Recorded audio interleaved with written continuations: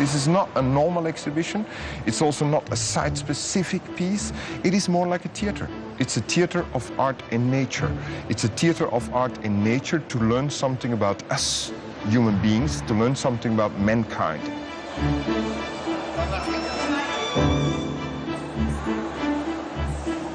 I would say that he has managed to create a language which is unusually personal,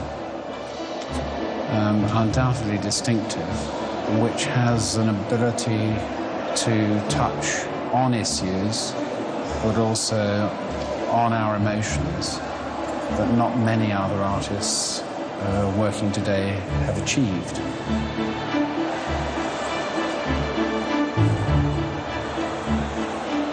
The job of an artist, really, is not to make comment. The less intentioned, almost the better. So I would say a rather playful attitude to the manifestation of objects, the making of the work, and so on, to say, you know, actually, the more I free myself as a sculptor, the more able it is to bring up, if you like, these difficult human realities. So it's almost a kind of poetics of opposites.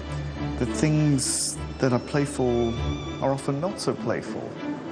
Things that say they are dark and somber often are not so dark and somber, in fact, and maybe rather ridiculous because of it. So it's that subtle jumping from one to the other, opposites.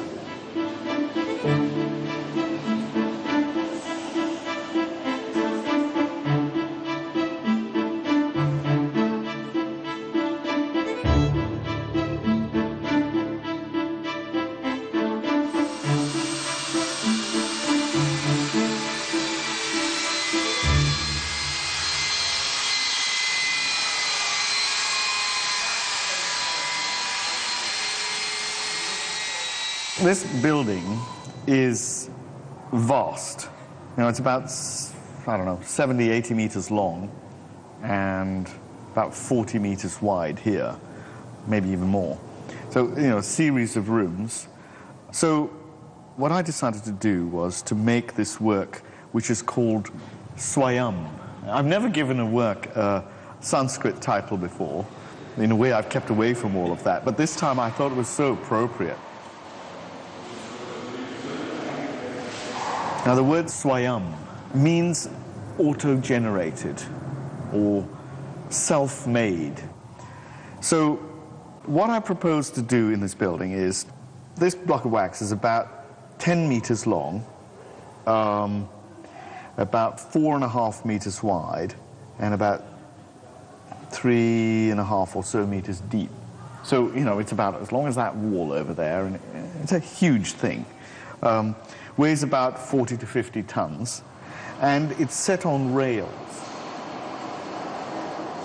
The block, very, very slowly, you know, at a glacial pace, so I'm interested in that geological time, moves through the building.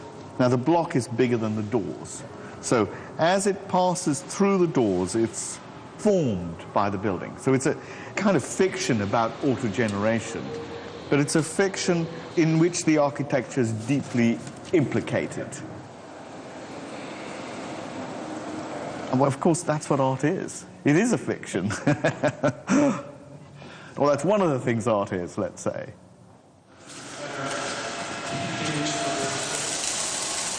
You know, I wonder if I've got the rest of it right, and the rest of the show. You can't tell. I don't know. You know, models are great. They tell you something and you get a sense of what's going on. But it's nothing like the real space, which you shall have to wait and see. Huge show. I mean, huge show. Oh. But not a retrospective. No. Of this, I'll say, these works have been seen, all of this kind have been seen before. I guess that's sort of been seen once, but not really. That's an old work, that's an old work. And everything else is new. Mad. Absolutely mad.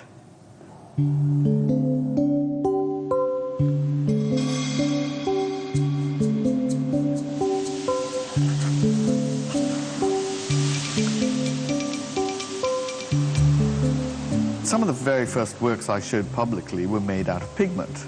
And the idea that color can make an object, that it's not a surface, that it's something else, that in a way color can read both as a material and as a kind of non-material, as the substance of a certain kind of dreaming.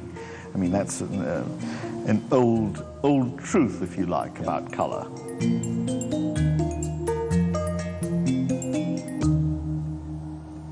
I'm also, of course, deeply concerned with monochrome. I think monochrome has deep emotive power.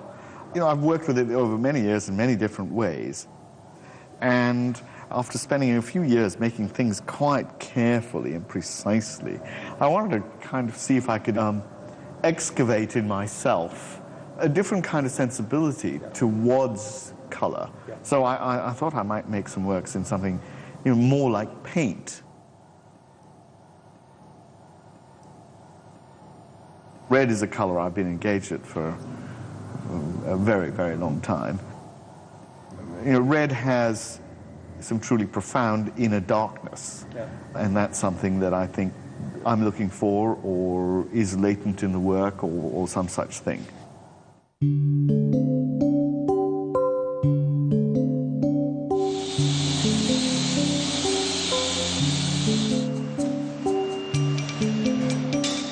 In the end, the works are very manipulative. I'm directing it very, very carefully. If we look at that yellow piece in the room over there, it's pretty clear that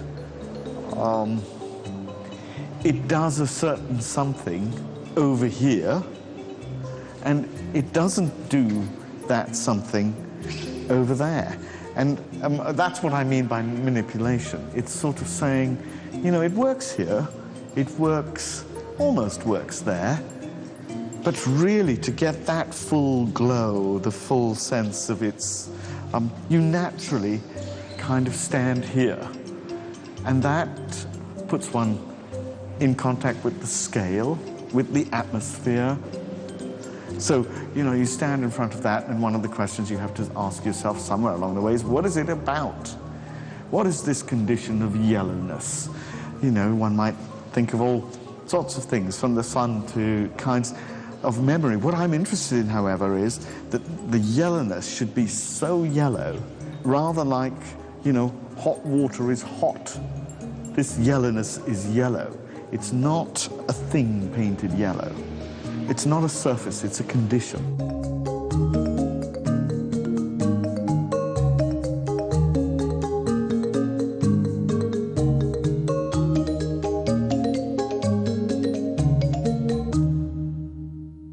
The interest from our side for Anish Kapoor has to do with the autobiography of Anish Kapoor. And we have been always interested in the idea of defying this homogeneous Western culture. Of course, we know that art went global. But there is a history we forgot.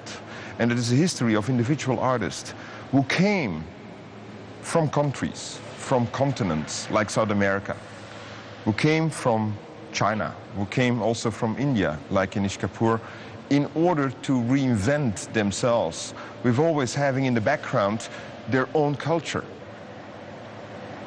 Anish Kapoor is a very good example of that, an example of the diaspora artist, but a diaspora artist who feels that this moving around is also a kind of liberation, a liberating gesture, a liberating attitude. And Anish Kapoor, being born in Bombay, out of a Jewish mother coming from Iraq and a Hindu father, the Hindu father being engineer. And the family really involved these typical Indian complexities of a kind of multicultural society. He decided to become an artist.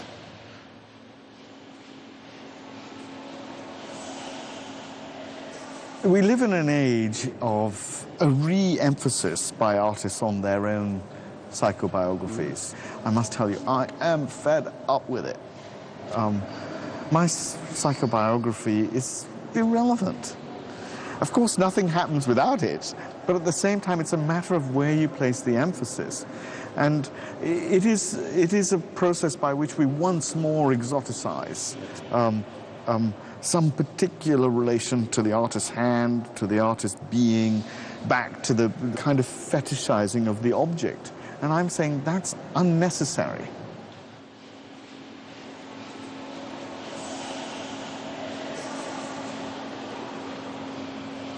In the early 80s, he started to work with these pigment sculptures, which are very interesting because they're very fragile and very timey. They're, in fact, you could say, experiments in time and form. And then at the beginning of the 90s, he starts to think about architecture.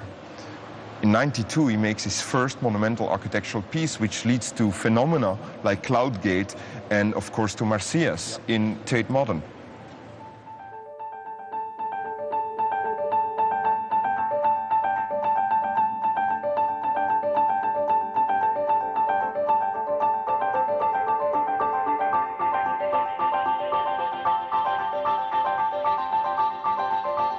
Marsyas, I think, was quite an important staging post in that whole process.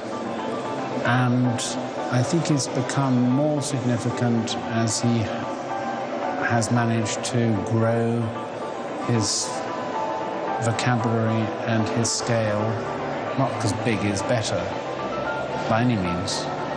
But on the other hand, I think he set himself certain challenges, and I think he's risen to them.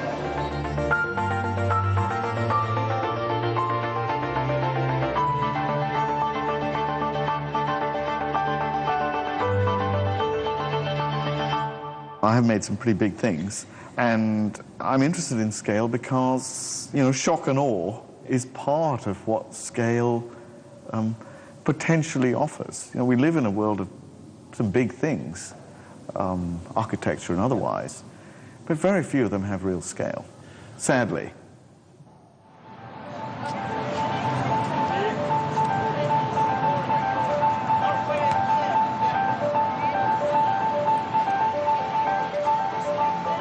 Interestingly, you know, for me anyway, Cloud Gate, in terms of scale, since I was talking about it, is very indeterminate.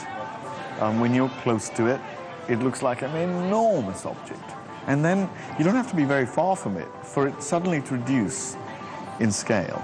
I think there's a sort of feeling of uncertainty about, you know, is this big thing, small thing? And that's part of its, I would hope that it's part of its magic, but it's also part of the fact of a fully, perfectly made, polished surface that has, because it brings all of the world into it, it has a kind of indeterminate quality. It's never one thing. It's constantly changing thing.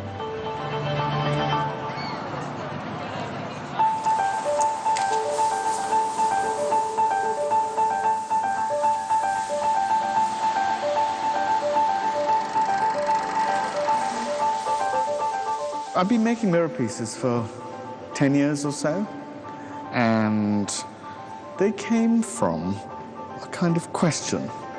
I mean, this is not an intellectual process. This is a process of trial and error and a certain kind of, you know, middle of the night pondering.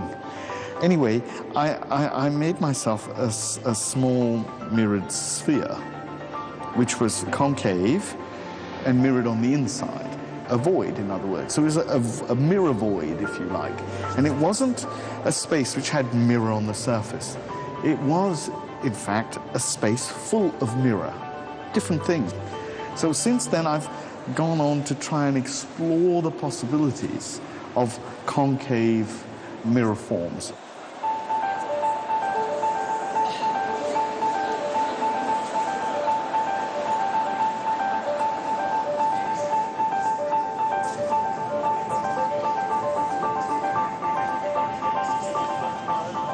We are so tied to our condition as upright. That tells us we are able and civilized and so on. Upside down is something else, psychologically less clear. Death, perhaps. One of my pursuits, I think, has been the uncertain object. The object that lives in the world with a certain clarity and dignity, but at the same time has a kind of uncertainty.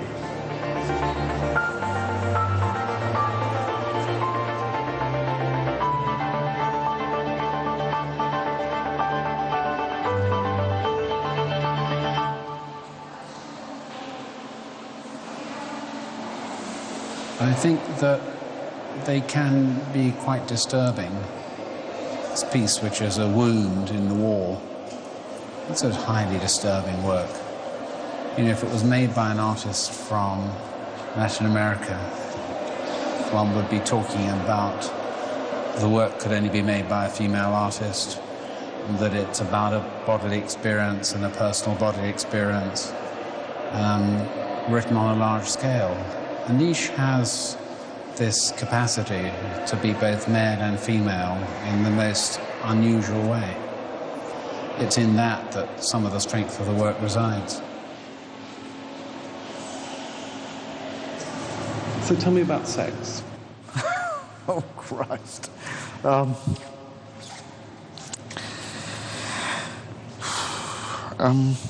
Many of the works I've made over the last many years have had even a very overt sexuality.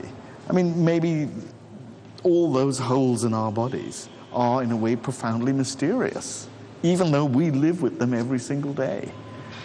So what's very interesting then is to see in this show a trace of the phallus that you've lost in the last 25 years. Really? Well, is it not in the pigment piece? Are they not male pieces? Are they?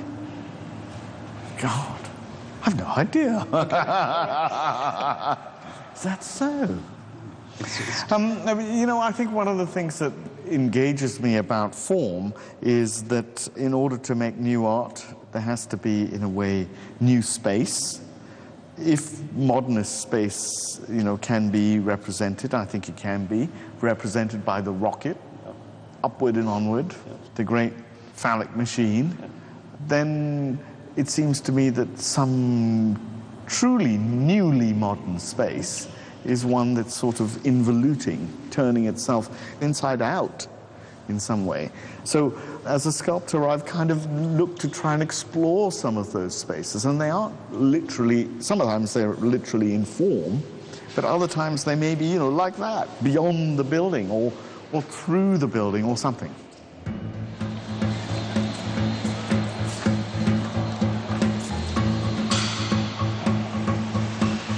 In this process of putting a show together, a collaborative something happens.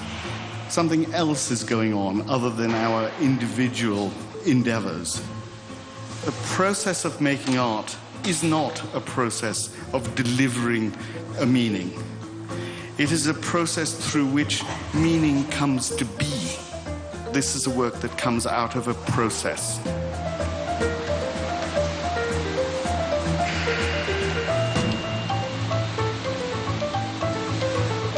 The last few days, let's say the last 2 weeks in any case, once we got the basic form up, it's been a question of adding and taking away and adding and taking away. So here we, you know, made the block, set up all that, had it pass through the doors. You know, I had to go through a whole process of building up the wax around the building and taking it down and finding the right moment in order to catch that sense that, oh, now it's believable, you know. I think that's pretty believable. Yeah. It's a process that may be more acute in a work like this, but actually is something that's present in the making of all works. It is stuff. It has real weight. But I think that's something to do with the nature of this material, too. One hopes that that physicalness is also transformative. I don't quite know how. One of the things about sculpture is that it's heroic. And that's not a new discovery, but it's something that I think we sometimes tend to forget. You know, in an age of all kinds of ephemera, its history is heroic. And I think as a form, it's heroic. And I felt I wanted to, maybe I feel mature enough or something, to be able to engage at some level with that great history.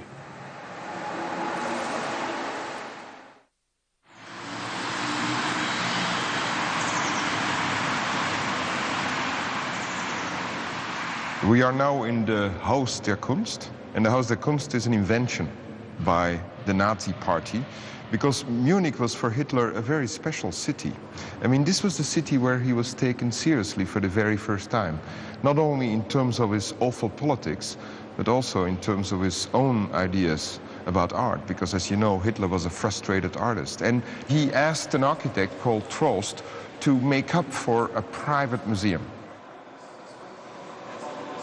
So we are here at the private museum of Adolf Hitler. And when I say private museum, I really mean it private, because a couple of hours and days before the openings, each year there was an exhibition of Nazi art. He came in here and he did not only pick the works which he wanted to have for his private collection, he also decided on the spot, out, in, out, in. And he wrote letters saying, this work is too modern, or this work is not modern enough.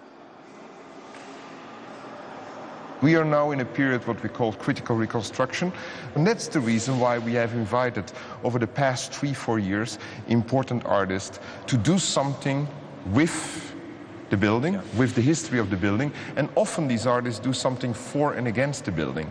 Like when Mauricio Catalan showed his piece Him, which is a kneeling baby Hitler asking for forgiveness.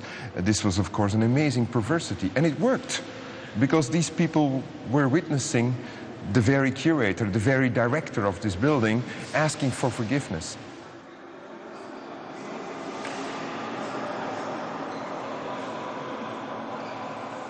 Here in Germany, in this building, and while I've been here, there have been many, many moments when I've thought Hitler stood here. And you can't get away from that sense that there's a very powerful historical presence, kind of theatrical presence. You know, this space is bigger than human. The collective psyche that generates something like this is about the inhuman. We've come to perceive it as that in any case. To return it in some way to the realm of art, it's a process, it's a difficult process. And one that's prone to all kinds of problematic interpretation, especially by German people in Germany, you know. They want to see this as a train that refers to the concentration camps. And I'm saying that would be to miss the story, miss the rest of the project. So therefore, I refer to it as a process. It is a process. You know, I make this block, I move it through the 2 main doorways, and it does what it does. You know, we could describe it in a few sentences. The effects of it, however, are something else. And it's almost as if by making the choice to use this red, I'm pointing the effects back to the body. And that, I think, is one of the objects of the process.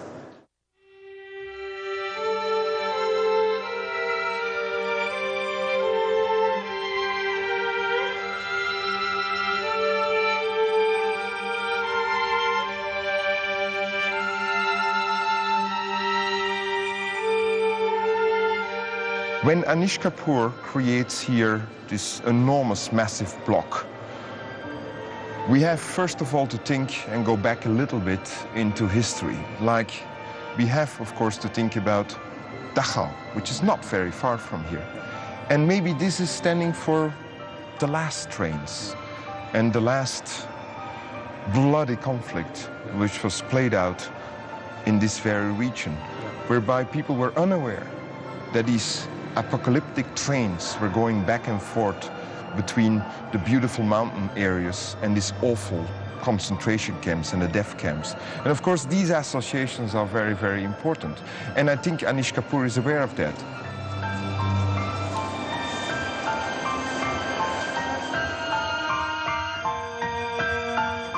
Inevitably, you see this great object making its inexorable way through the space. And when you see it in Munich, in the Haus der Kunst, then when you look at the color of the work, you can't but start making associations. But I think that an explanation of that kind doesn't do the work a service. I mean, it's a way in, perhaps, or if you like, even a way out. Ultimately, the work has to survive as a sculpture. And it's probably for that reason that Anish, I think, would always want you to regard it as a sculpture, to test it as a sculpture, to think of it as a form. If it doesn't work on those terms, no amount of narrative or storytelling will help.